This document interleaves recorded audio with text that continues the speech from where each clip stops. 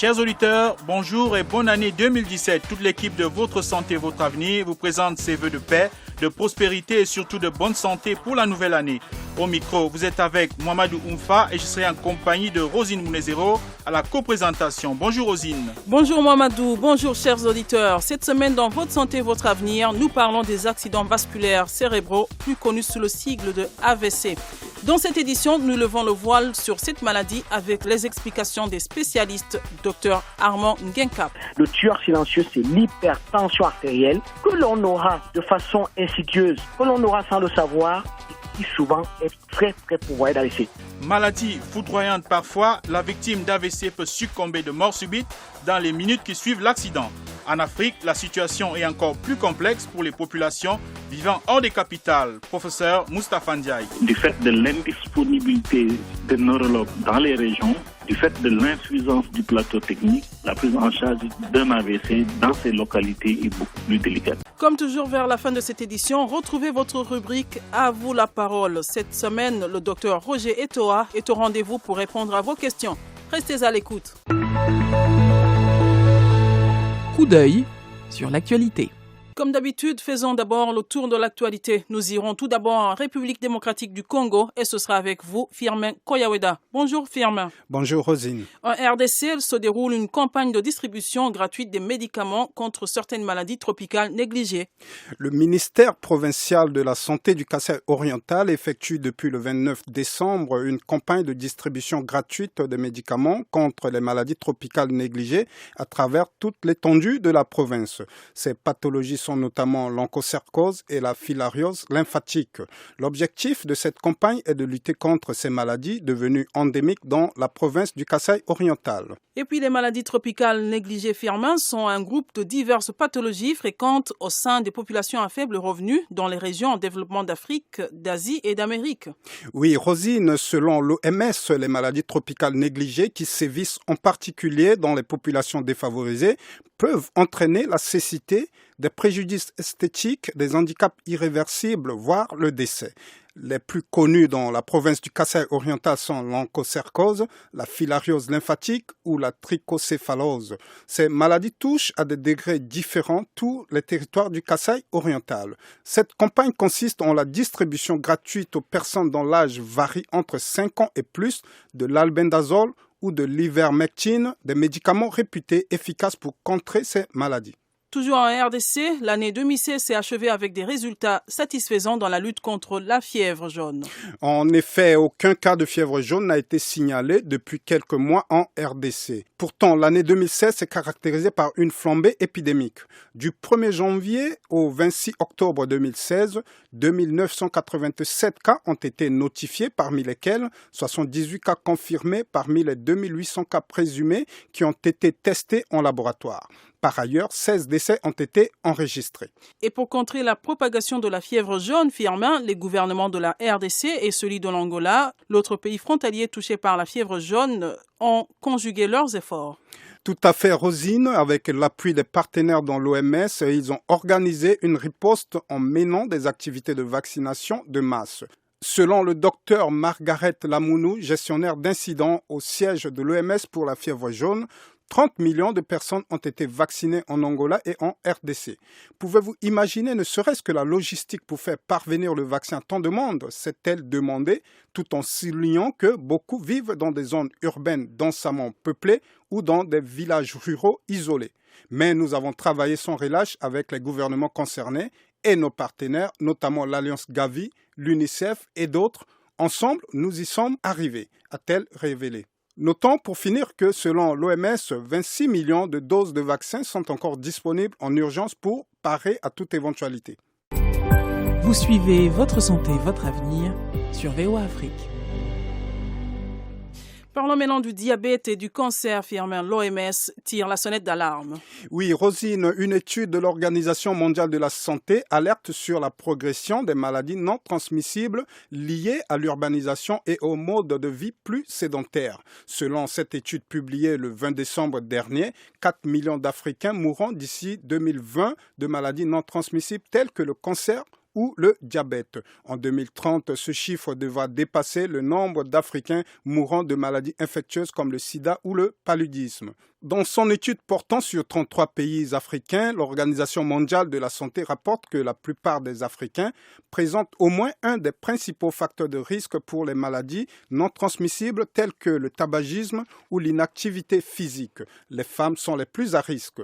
Et oui, Firmin, on dit que la mauvaise alimentation est l'une des principales causes de cette situation. En effet, Rosine, selon l'OMS, 35% des Africains sont obèses et l'industrie alimentaire conquiert de plus en plus du terrain sur le continent. Les industriels voient l'Afrique comme un terrain fertile à cause des faiblesses de législation et des politiques dans notre région. Ils y voient une opportunité de faire beaucoup d'argent, a indiqué l'auteur du rapport de l'OMS. Et puis, Firmin, la mauvaise alimentation est l'une des principales causes de cette situation. Oui, Rosine, selon l'OMS, 35% des Africains sont obèses et l'industrie alimentaire conquiert de plus en plus de terrain sur le continent. Les industriels voient l'Afrique comme un terrain fertile à cause des faiblesses de législation et des politiques dans notre région. Ils y voient une opportunité de faire beaucoup d'argent, a indiqué l'auteur du rapport de l'OMS, Abdi Kamal Ali Salad. Vivement donc que les gouvernements se penchent sérieusement sur la question. Merci Firmin.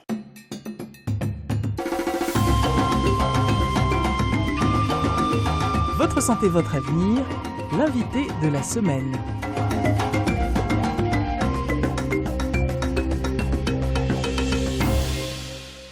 Le 2 octobre dernier, le célèbre footballeur camerounais Rigobert Song s'écroulait à son domicile et était transporté dans un état comateux vers les hôpitaux. Le diagnostic a révélé qu'il avait été victime d'AVC. Ce cas, bien qu'emblématique compte tenu de la notoriété du joueur, est loin d'être isolé. D'ailleurs, selon l'OMS, chaque année, environ 17 millions de décès dans le monde sont liés aux AVC. Cette maladie dangereuse a très peu de secrets pour notre invité. Le docteur Armand Guincap est notre invité de la semaine. Il est médecin urgentiste et travaille sur les AVC depuis plusieurs années. Il en a fait un cheval de bataille. Votre santé, votre avenir lui a demandé ce qui cause les AVC et comment prévenir la maladie. Il commence par définir ce que c'est que les accidents vasculaires cérébraux. Un AVC, c'est surtout et avant tout un accident, un phénomène qui va se produire dans l'organisme de quelqu'un par l'interruption de la circulation sanguine au niveau d'une région du cerveau. Ce qui est important à noter, c'est que cette interruption de la circulation sanguine au niveau du cerveau peut se faire soit par une obstruction, et dans ce cas, on va parler des AVC ischémiques, soit elle va se faire par une rupture de cette circulation sanguine, et on va parler d'AVC hémorragique. C'est ce qui définit d'ailleurs les deux types d'AVC, parce que lorsqu'on parle d'AVC, il faut toujours connaître ces deux types d'AVC, parce que la prise en charge va dépendre de chaque type d'AVC. Peut-on assimiler tout arrêt cardiaque à un AVC? Y a-t-il une différence entre les deux? Il y a une grande confusion dans le grand public entre arrêt cardiaque et AVC. La réponse est non, on ne peut pas assimiler un arrêt cardiaque à un AVC. Pourquoi? Parce que un arrêt cardiaque est un phénomène qui se passe au niveau du cœur. Donc c'est l'appareil cardiaque qui est en cause dans l'arrêt cardiaque. Dans l'AVC, on est plutôt dans un autre appareil, c'est l'appareil neurologique, c'est le cerveau qui est en cause. On peut faire un arrêt cardiaque sans toutefois être victime d'un AVC. Mais il est vrai que parfois un AVC, un accident vasculaire cérébral gravissime, peut se compliquer par la suite d'un arrêt respiratoire suivi d'un arrêt cardiaque. Parlez-nous des causes de l'AVC. Les causes de l'AVC sont des causes multiples. Et quand on parle de causes d'AVC, on va surtout parler de facteurs de risque d'AVC. Et quand on parle de facteurs de risque d'AVC et causes d'AVC, il y a surtout le tueur silencieux. Le tueur silencieux, c'est l'hypertension artérielle qui va sévir dans les organismes que l'on aura sans le savoir, qui souvent est très très pourvoyeur d'AVC. D'ailleurs, les études le disent, à peu près 80% des personnes qui sont victimes d'un AVC ont souvent ce facteur de risque-là qui est souvent ignoré. Mais il n'y a pas que l'hypertension artérielle. Je fais un petit catalogue. Il y a le diabète, les maladies liées au cholestérol, les dyslipidémies, l'excès de graisse dans le sang. C'est aussi un facteur de risque. La surcharge pondérale, l'obésité. Bien évidemment, le tabagisme qui va aller encrasser les artères, qui va réduire le calibre de ces artères-là, qui va les fragiliser. L'alcoolisme qui est de plus en plus prépondérant, notamment en Afrique où on voit des jeunes qui s'alcoolisent de plus en plus. Mais il y a une cause. Il y a un facteur de risque qu'il faut retenir, l'hypertension artérielle. Et cela, il faut absolument le traquer. Comment peut-on savoir qu'on est en train d'attraper ou qu'on est en train d'être victime d'AVC? Quels sont les signes annonciateurs? Oui, effectivement, la question est vraiment ciblée sur les signes annonciateurs, que moi j'appelle les signes d'alerte. Il faut savoir reconnaître ces signes d'alerte. Ils sont plusieurs, mais le premier signe que je vais évoquer ici, c'est dans un premier temps la faiblesse, la paralysie. Et c'est surtout des signes qui apparaissent de façon brutale. Il faut noter ce côté brutalité, anormal. On est assis dans son fauteuil, on est en train de regarder sa télé, ou on est en train de dîner ou de manger ou de discuter avec des amis en famille. Subitement, on voudrait prendre un objet, ou on tenait un objet dans sa main, on se rend compte qu'on n'arrive plus à tenir cet objet-là. On a une apparition d'une certaine faiblesse au niveau de la main. Cette faiblesse-là ne doit pas être négligée. Il faut qu'elle soit prise au sérieux.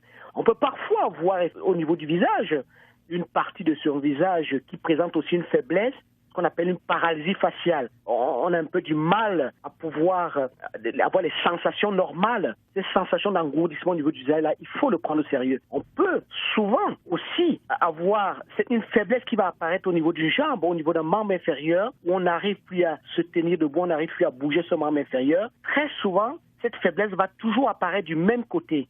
D'un côté, si c'est du côté droit, on va retrouver ce cortège de signes dans l'hémicorps du même côté.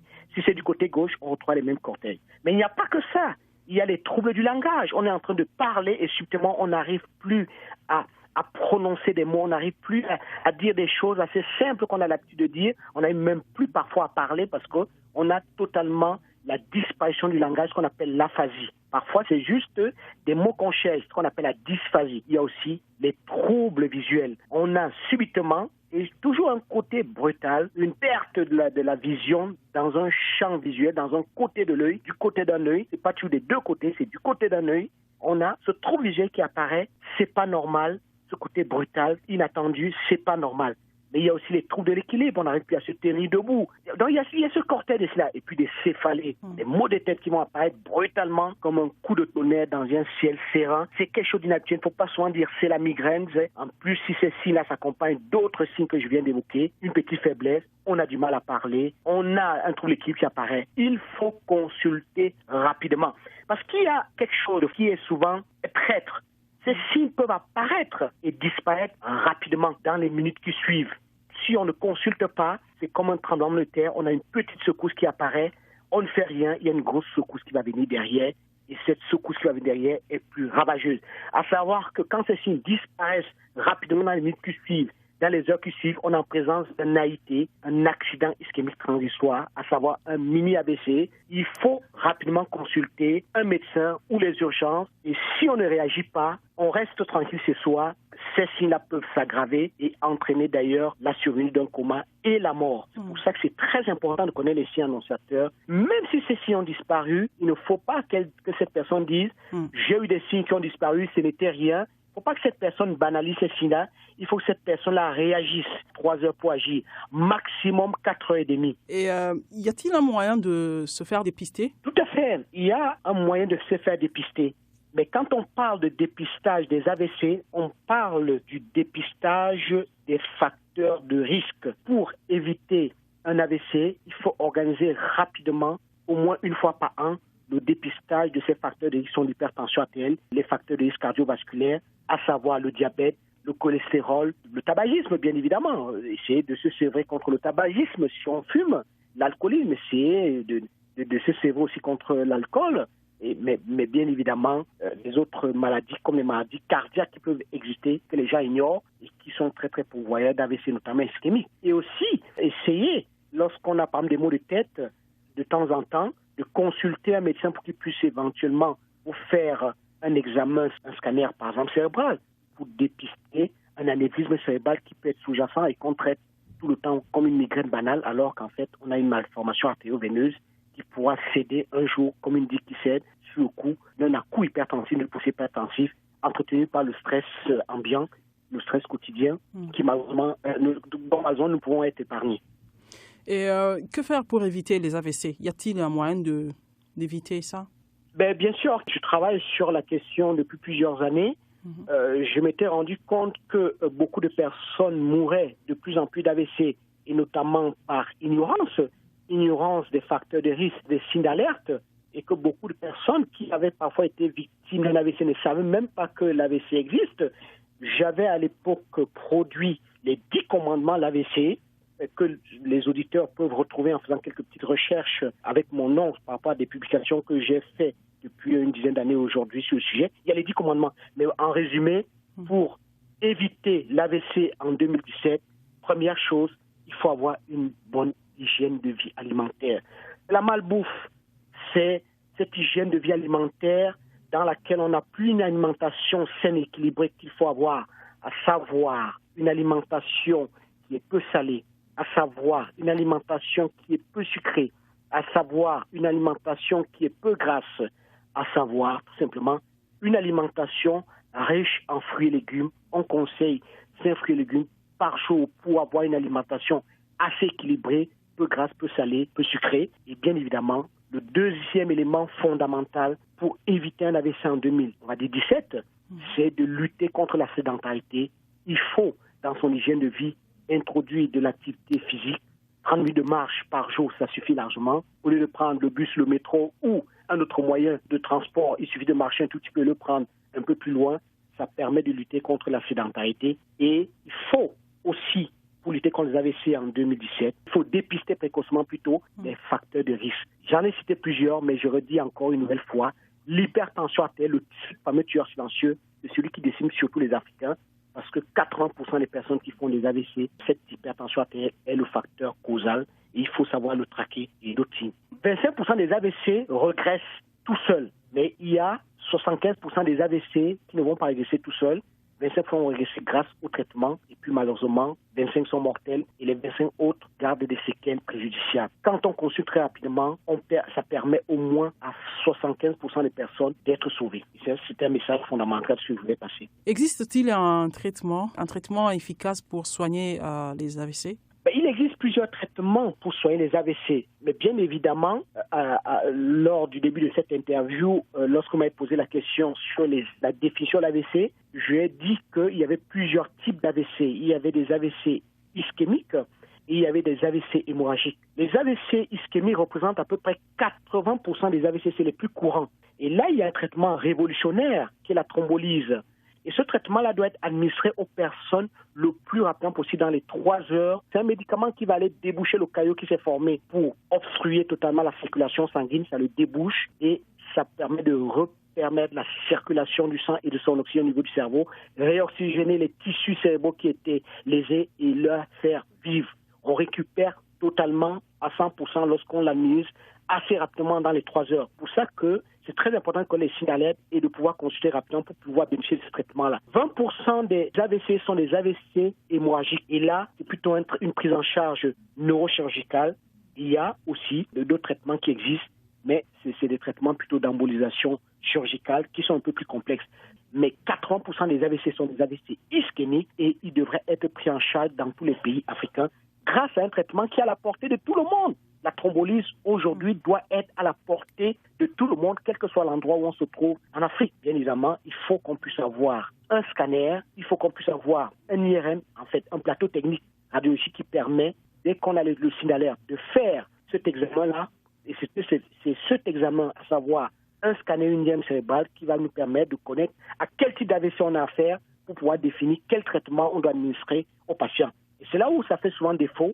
Et j'appelle vraiment ici les pouvoirs publics à pouvoir doter les populations démunies de ces plateaux techniques-là, de ces outils de diagnostic-là, parce que les AVC vont encore, on en a près de 20 millions d'AVC dans le monde, mais ce chiffre va encore s'aggraver avec la mondialisation, avec la modernité, et malheureusement, ces maladies qui n'étaient pas connues en Afrique sont de plus en plus connues en Afrique et vont en plus envahir l'Afrique. Et il faudrait qu'on puisse être prêt, grâce à des plateaux techniques, pour pouvoir faire des diagnostics précoces et administrer des traitements qui sont à la portée de tout le monde. Mais il faut encore pouvoir faire le diagnostic assez précocement. Nous remercions le docteur Amanguin Cap qui nous répondait depuis Soissons en France.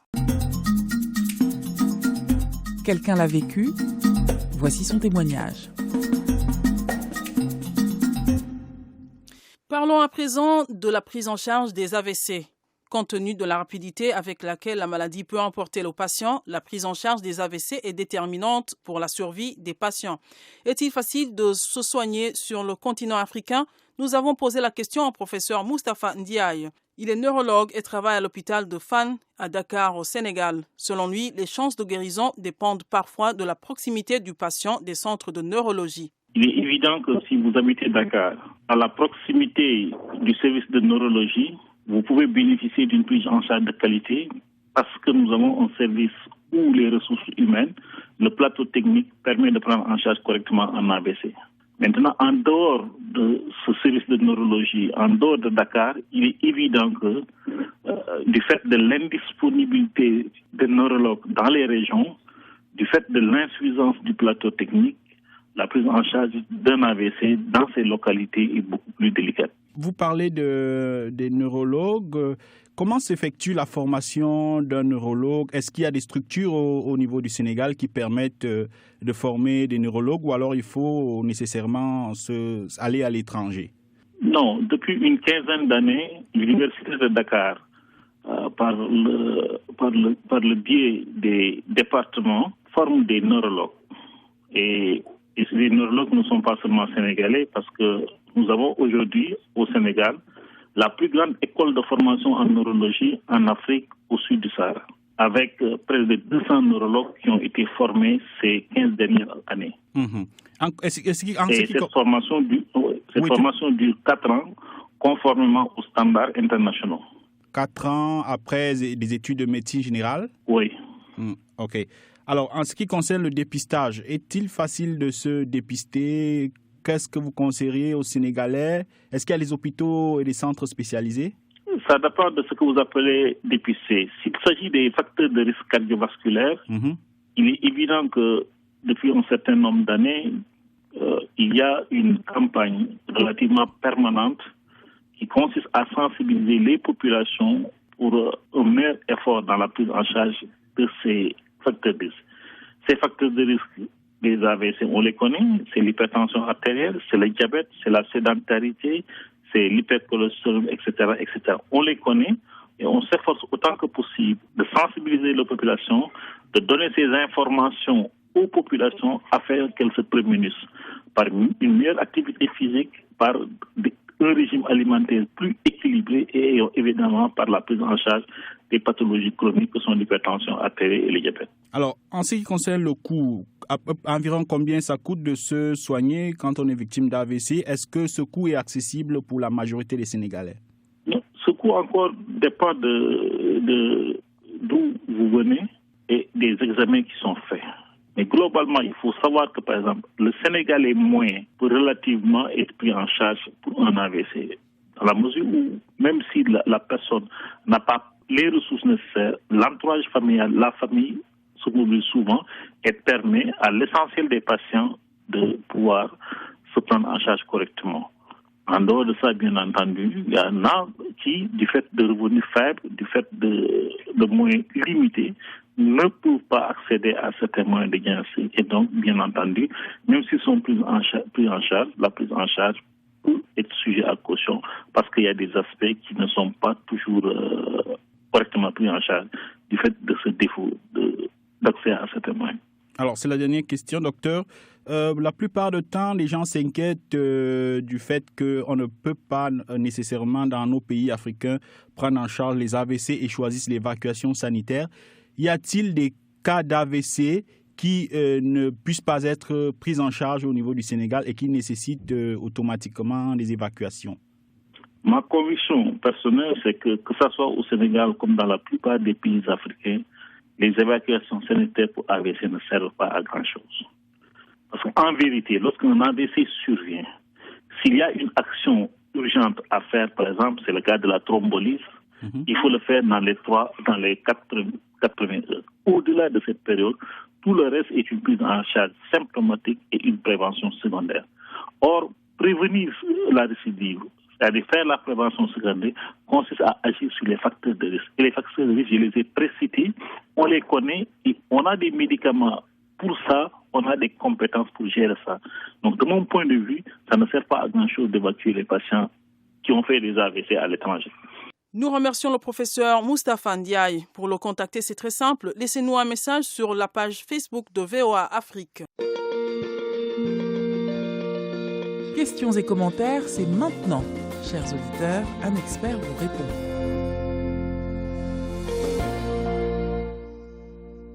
Chaque jour, sur la page Facebook de VOA Afrique, vous êtes des dizaines à nous adresser vos questions et commentaires sur vos problèmes de santé.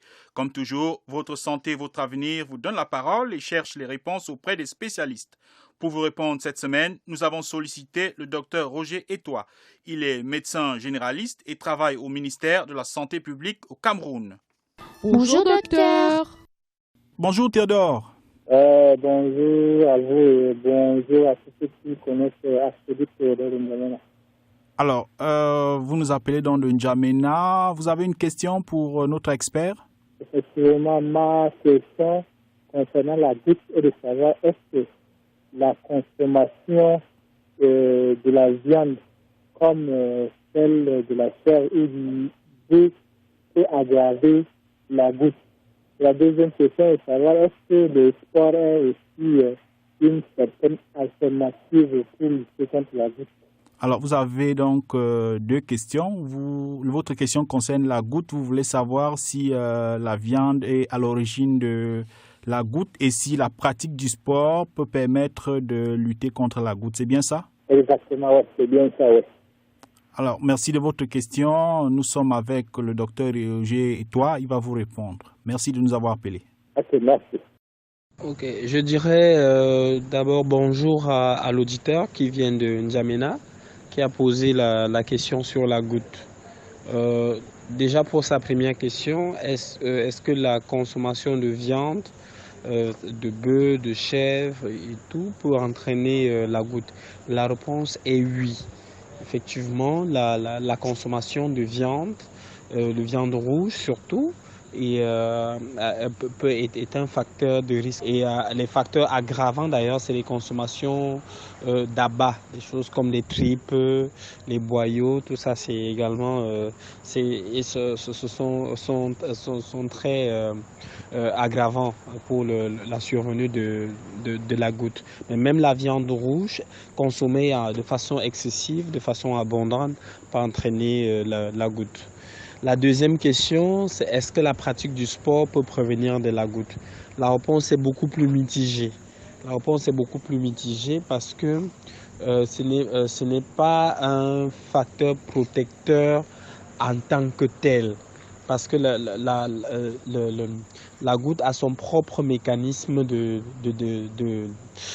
destruction de l'organisme. Donc le sport n'est qu'un facteur mineur, mais c'est quand même un facteur parce que ça met quand même l'organisme en mouvement, ça vous permet ça vous entraîne ça vous aide à vous hydrater un peu plus. Donc c'est un facteur mineur, c'est pas un facteur protecteur en tant que tel.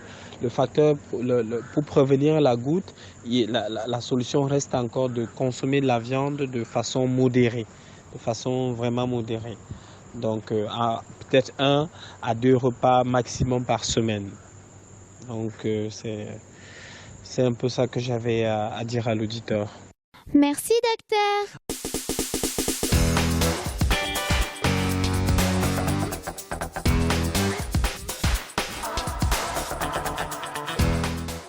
C'est la fin de cette édition de Votre santé, votre avenir. Nous l'avons consacrée aux accidents vasculaires cérébraux, plus connus sous le sigle AVC. Le docteur Armand Genkap, médecin urgentiste, était notre invité. Avec lui, nous avons passé en revue les causes, les manifestations et les moyens de prévention contre la maladie. Nous avons aussi écouté le professeur Moustapha Ndiaye, neurologue en service à l'hôpital de Fann au Sénégal. Avec lui, nous avons évoqué la prise en charge des patients. Nous leur disons merci.